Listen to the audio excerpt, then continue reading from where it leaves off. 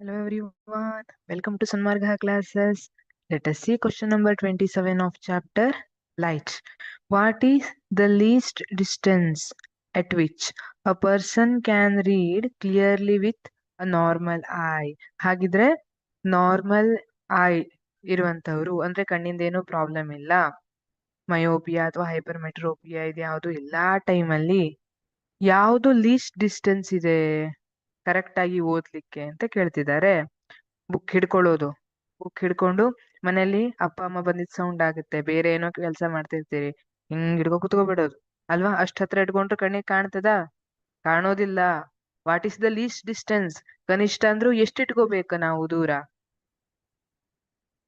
The least distance at which a person can read clearly with a normal eye is 25 centimeter. Minimum 25 centimetre ದೂರದಲ್ಲಿ ಇಟ್ಕೊಂಡು ಪುಸ್ತಕವನ್ನ ಓದ್ಬೇಕು ಈ ತರ, ಅವಾಗ ಕ್ಲಿಯರ್ ಆಗಿ ಕಾಣುತ್ತೆ. ತೀರಾ ಹತ್ರದಲ್ಲಿ ಇಟ್ಕೊಂಡು ಓದಬಾರ್ದು.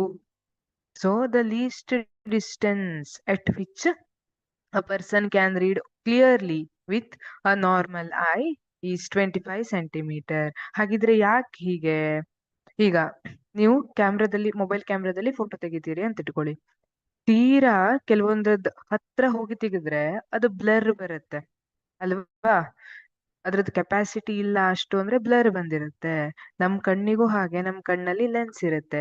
That lens having certain capacity. ಆ ಕೆಪಾಸಿಟಿಗಿಂತ ಜಾಸ್ತಿ ಅದಕ್ಕೆ ಕುಗ್ಲಿಕ್ಕೆ ಸಾಧ್ಯ ಆಗೋದಿಲ್ಲ.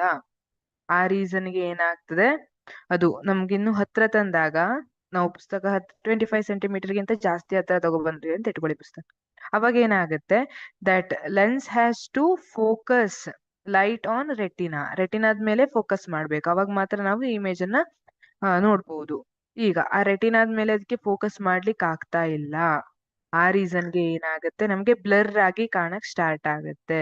ಹಾಗಾಗಿ least distance should be 25 centimetre. Thank you.